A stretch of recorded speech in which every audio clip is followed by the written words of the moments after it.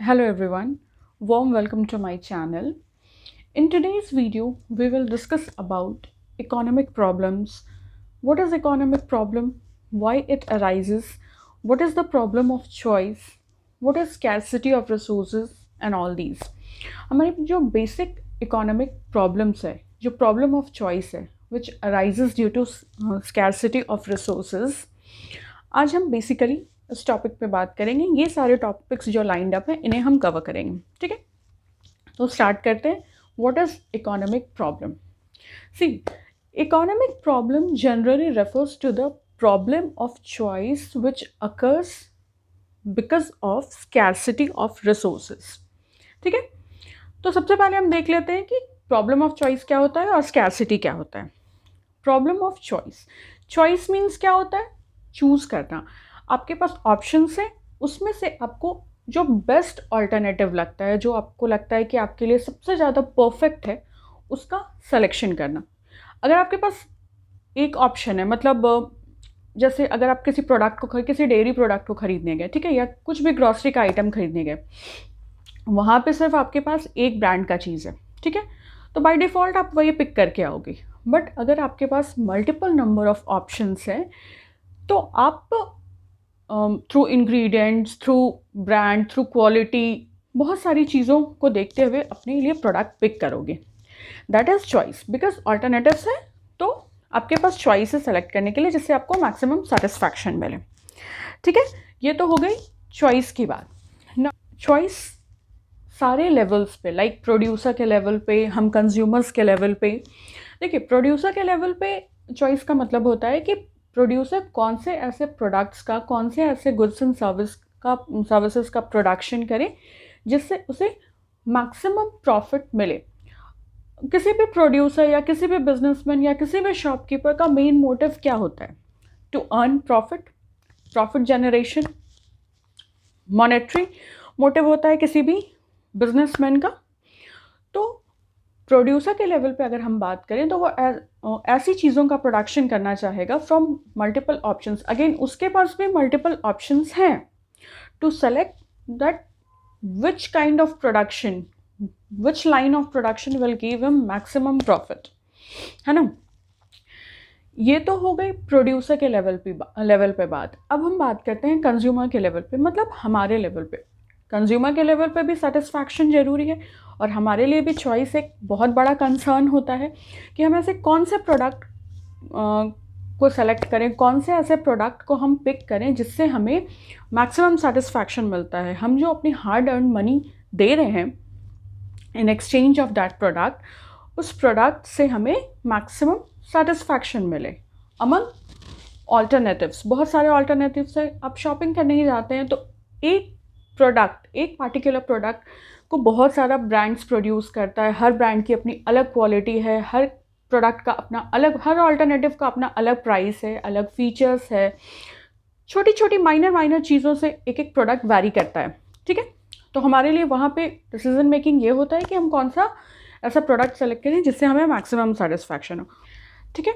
तो ये क्लियर हो गया कि प्रोड्यूसर को प्रॉफिट चाहिए होता है और हमें सेटिस्फैक्शन चाहिए होता है। ये हमारे बीच का चॉइस है। प्रोड्यूसर ऐसी चीज़ें चॉइस करता है जिससे उसे मैक्सिमम प्रॉफिट हो, और हम ऐसी चीज़ें सेलेक्ट करते हैं, ऐसी चीज़ें चूज़ करते हैं जिससे हमें मैक्सिमम सेटिस्फैक्शन हो। अब हम देखते हैं कि स्कैरसिटी क्या होता है, ठीक है। देखिए, scarcity is main cause of economic problems. Scarcity means होती है कमी, लिमिटेडनेस। अगर कोई चीज़ आपके पास लिमिटेड है, कोई चीज़ आपके पास कम है। देखिए, scarcity simply means what you wish to have, जो भी आप चाहते हैं कि आपके पास हो, is less than what you have. आपके पास जो चीज़ है वो हमेशा उस चीज़ से कम है जो आप डिज़ायर करते हैं कि आपके पास होनी चाहिए। एक और सिंपल टर्म्स में हम इसे समझते हैं, scarcity is excess of demand over supply. मतलब डिमांड जब ज़्यादा हो, उसका सप्लाई कम हो, प्रोडक्शन कम हो, सप्लाई कम हो, जो भी बोलिए, that is called the level of scarcity. Scarcity simply means कमी। अभी एक करंट एग्जाम्पल से देखते हैं जिससे हम सभी रिलेट कर पाएंगे। अभी कोविड के टाइम पे लॉकडाउन के टाइम पे बहुत सारी चीज़ों की स्कैरसिटी हो रही थी, बहुत सारी चीज़ें मार्केट से शॉर्ट कर जा रही थी, आउट ऑफ रिच थे हमारे। वो क्यों थी? बिकॉज डिमांड इतना ज़्यादा था प्रोडक्ट्स का, और जो प्रोडक्शन था, जो सप्लाई था, वो कम था। डिमांड ज़्यादा होगा, प्रोडक्शन सप्लाई कम होगा, तो ऑफ कोर्स चीज़ें मार्केट से शॉर्ट करेंगी, स्कैरसिटी होगी। लोग चीज़ों को स्टॉक कर रहे थे। स्टॉक करने की वजह से जो ऑलरेडी स्टॉक अवेलेबल था मार्केट में वो ख़त्म हो गया। अब बाय डिफ़ॉल्ट प्रोडक्शन हो रहा था, सप्लाई नहीं हो पा रहा था, या प्रोडक्शन ही नहीं हो पा रहा था, तो मार्केट से वो चीज़ें आउट ऑफ स्टॉक थी, क्योंकि सप्लाई होगा नहीं तो मार्केट में प्रोडक्ट्स रहेंगे नहीं, और डिमांड तो कंटिन्यूअस बढ़ता जा रहा था। तो this is the reason of scarcity where demand is more than supply. जब डिमांड बहुत ज़्यादा बढ़ जाती है और सप्लाई उतना नहीं होता है, प्रोडक्शन उतना नहीं हो पाता है कि उस डिमांड के लेवल को फुलफ़िल किया जाए, that level is called scarcity. और अगर हम एक सिंगल इंडिविजुअल टर्म पे बात करें, तो डे टू डे लाइफ में हमें बहुत सारी चीज़ें चाहिए होती हैं, हमारी अनलिमिटेड डिज़ायर्स होती हैं, बट हम अपने सारे अनलिमिटेड डिज़ायर्स को फुलफ़िल नहीं कर पाते। बहुत लिमिटेड डिज़ायर्स को ही हम फुलफ़िल कर पाते हैं, क्योंकि जो हमारे पास रिसोर्सेज है जिससे हम अपने डिज़ायर्स को फुलफ़िल करें, that is money at individual point, वो हमारे पास लिमिटेड है। हम लिमिटेड मनी अर्न करते हैं तो हम अपने सारे डिज़ायर्स को फुलफ़िल नहीं कर सकते। This is the main reason of scarcity, that we have limited resources. Now ये तो हो गया what is economic problem, what is problem of choice, scarcity and all that. Now why economic problem arises? It arises due to unlimited desires. People have unlimited desires, but the means to satisfy that desires, that needs, are limited with alternative uses. I repeat, the means to satisfy our unlimited desires are scarce, are limited, and they also have alternative uses. अब हम इस चीज़ को समझेंगे कि what are the means to satisfy our unlimited desires and what are their alternatives. हमारे पास resources scarce हैं, ये तो हमने अभी तक समझ लिया कि हमारे पास जो भी हमारी डिज़ायर्स को, हमारी नीड्स को सेटिस्फाई करने वाले रिसोर्सेज बेसिकली क्या होते हैं? लैंड, लेबर, कैपिटल, एंटरप्रेन्योरशिप, ये सारे ही रिसोर्सेज में आते हैं। ये हमने अभी तक कवर कर लिया कि ये स्कैर्स हैं, मतलब हमारी जो डिज़ायर्स हैं वो हमेशा ज़्यादा होती हैं किससे? जो हमारे डिज़ायर्स को फुलफ़िल करने वाली रिसोर्सेज होती हैं उससे। इसीलिए हमेशा स्कैरसिटी की प्रॉब्लम रहती है, बिकॉज नीड्स हमारा डिज़ायर्स अगर यहाँ है तो resources that will fulfil these desires are here. तो ये गैप है, दिस इज स्कैरसिटी, है ना। अब एक न्यू टर्म यहाँ पे आता है कि that scarce resources have also alternative uses. उनका ऑल्टरनेटिव यूजेस भी है। अब हम इससे समझते हैं कि व्हाट इज़ ऑल्टरनेटिव यूजेस, ठीक है। तो पहला रिसोर्स हम अगर लेके चलते हैं, दैट इज़ कैपिटल, मनी, ठीक है। देखिए सिंपल टर्म्स में समझिए, आप जॉब में हैं, आप एक जॉब होल्डर हैं, आपको हर मंथ एक पर्टिकुलर फिक्स्ड सैलरी मिलती है, ठीक है। आप अपने बजट के अकॉर्डिंग मंथली अपने एक्सपेंडिचर्स को प्लान करते हैं कि हमें ये चाहिए होता है, वो चाहिए होता है, जो भी व्हाटएवर। बट मनी का मल्टीपल यूजेस है। अगर आपको जो सैलरी मिलती है, आप जो सैलरी अर्न करते हैं, उससे सिर्फ आपको अगर अपना एक डिज़ायर फुलफ़िल करना हो कि नहीं, पैसा आते ही मुझे सिर्फ इस चीज़ में लगाना है, सिर्फ ये चीज़ ख़रीदना है, तो वो चीज़ आप शायद कहीं ना कहीं कर सकते हैं। बट प्रॉब्लम क्या होती है कि मनी के आते के साथ ही आपको बहुत जगह एक्सपेंसेस करना होता है। अगर आप रेंट पे रहते हैं तो आपको रेंट देना होता है, electricity, your grocery, multiple PT expenditures, बहुत सारे एक्सपेंसेस आपको करने पड़ते हैं मनी से। तो आप ऐसा नहीं कह सकते कि मनी आएगा तो जो आपकी सिर्फ एक सिंगल डिज़ायर है आप उस मनी से फुलफ़िल कर देंगे। उसका मल्टीपल यूज़ है, आपको मल्टीपल जगह वो मनी लगाना है, ठीक है। एक तो वो ऑलरेडी स्कैर्स है, एक लिमिटेड क्वांटिटी में आ रहा है, उसके बाद लिमिटेड अमाउंट में आ रहा है, सॉरी, उसके बाद भी आपको उसको बहुत जगह स्पेंड करना है। तो यहाँ आ जाता है आपका प्रॉब्लम ऑफ चॉइस कि आप अपनी हार्ड अर्न मनी को सबसे पहले कहाँ स्पेंड करना चाहेंगे, कहाँ कौन सी चीज़ आपकी सबसे पहली प्रायोरिटी होगी जहाँ पे आप मनी को स्पेंड करना चाहेंगे और बाकी चीज़ों को आप स्टैंड बाई रखेंगे कि उन्हें आप बाद में करेंगे। पहले जो चीज़ें, जो डिज़ायर्स, जो नीड्स, जो वांट्स आपको अटमोस्ट सेटिस्फैक्शन देती हैं, लाइक जो हमारी बेसिक नेसेसिटीज़ होती हैं डे टू डे लाइफ की, food, clothing, shelter, I think सबसे पहले लोग इसी पे स्पेंड करते हैं। Then we go to luxury class. पहले बेसिक क्लास हम फुलफिल कर लेते हैं, फिर हम लग्जरी क्लास में जाते हैं, ठीक है। तो पॉइंट यहाँ पर यही है कि वाइज सिलेक्शन हम तब करते हैं जब हम अपनी रिसोर्सेज को ऐसे जगह लगाते हैं जहाँ हमें उससे मैक्सिमम सेटिस्फैक्शन डिराइव हो, ठीक है। ये तो हो गई कैपिटल की बात, मनी की बात। एक और एग्जांपल से हम समझते हैं इसे।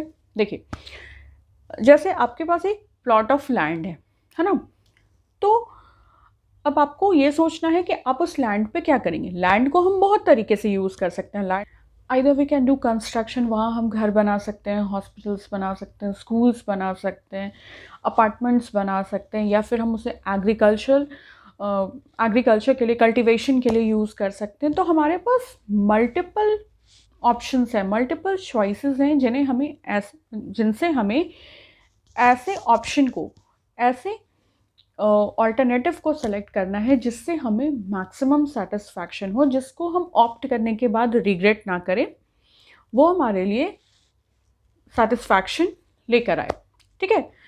तो ये कंप्लीटली हमारा डिसीजन है कि हम कौन से ऑप्शन के लिए जाएंगे, कौन से ऑल्टरनेटिव के लिए जाएंगे, so that with these scarce resources, with this scarce piece of land,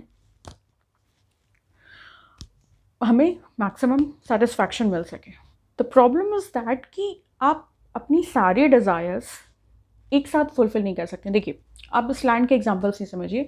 आपके पास एक जो भी हो छोटा सा पीस ऑफ लैंड है, ठीक है। आपका डिज़ायर्स है कि आप स्कूल भी, कोई एजुकेशनल इंस्टीट्यूशन वहाँ कंस्ट्रक्ट करें, घर भी कंस्ट्रक्ट कर दें, फिर आपको कल्टीवेशन का भी आपका डिज़ायर है, नीड है। तो needs, our desires, our needs are endless. जैसे ही हमारा एक डिज़ायर, एक नीड फुलफिल होता है, एक नया डिज़ायर फिर से पॉपअप होके आ जाता है ना। तो वो तो एंडलेस है, और आप लिमिटेड चीज़ से अपने सारे डिज़ायर्स को फुलफिल नहीं कर सकते। इसलिए बात आती है चॉइस की, प्रॉब्लम ऑफ चॉइस की। अगर हम सब कुछ फुलफिल कर सकें, चीज़ें स्कैर्स नहीं हो, रिसोर्सेज स्कैर्स नहीं हो, तो प्रॉब्लम ऑफ चॉइस अराइज ही क्यों होगा। हम तो सब कुछ कर ले रहे हैं, तो हमें ऑल्टरनेटिव से ऑप्ट क्यों करना है। बात बस सिंपल सी यही है। देखिए, जैसे नेचुरल रिसोर्सेज क्या है, पेट्रोल। हम सभी जानते हैं कि हमारे जो व्हीकल्स हैं वो पेट्रोल से चलते हैं, ठीक है। बट पेट्रोल लिमिटेड क्वांटिटी में, ऐसा तो है नहीं कि पेट्रोल ख़त्म ही नहीं होगा, अनलिमिटेड है, दैट इज़ लिमिटेड। और लिमिटेड के बाद भी उसका मल्टीपल यूज़ है। सिर्फ हम व्हीकल्स के लिए पेट्रोल यूज़ नहीं करते हैं, हम मशीन्स जनरेट करने के लिए पेट्रोल यूज़ करते हैं, रनिंग ऑफ जनरेटर के लिए पेट्रोल यूज़ करते हैं। बहुत सारी चीज़ें ऐसे हैं जहाँ हम पेट्रोल यूज़ करते हैं।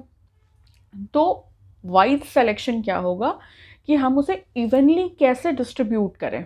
Now to sum up this topic, we can say an economic problem is a problem of choice which occur due to scarcity of resources having alternative uses followed by our unlimited desires and wants. I repeat, an economic problem is a problem of choice that occurs due to scarcity of resources having alternative uses followed by our unlimited desires and needs. जब भी आपसे question में पूछा जाता है, आप इस तरह का फ्लो चार्ट प्रेजेंटेशन देकर, फ्लो चार्ट को वहाँ पे बनाकर, फिर आप step by step problem of choice क्या है, स्कैर्सिटी ऑफ रिसोर्सेज क्या है, ऑल्टरनेटिव यूजेस क्या है, हमारे अनलिमिटेड डिज़ायर्स क्या है, उसको एक एक चीज़ों को, एक एक टॉपिक्स को उठाकर एक्सप्लेन करके then you can sum up your answer, ठीक है। तो देखा हमने क्या होता है इकोनॉमिक प्रॉब्लम, क्या होता है प्रॉब्लम ऑफ चॉइस। चॉइस होता है, चॉइस हमें क्यों करना पड़ता है, क्योंकि हमारे पास जो रिसोर्सेज हैं उन चॉइसेस को फुलफिल करने के लिए वो स्कैर्स है, लिमिटेड है, और लिमिटेड रिसोर्सेज होने के बाद भी उनका अल्टरनेटिव यूज़ है। एक चीज़ को बहुत जगह यूज़ में लाना पड़ता है, इसलिए हम उससे अपनी सारे डिज़ायर्स फुलफिल नहीं कर सकते हैं।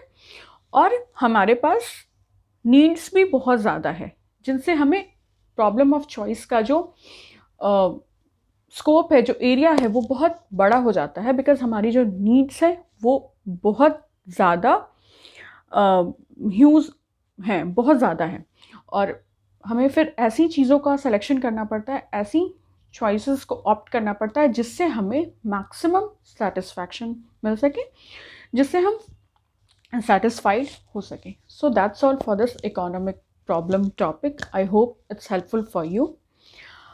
Thank you so much for sharing your time. Take care and bye.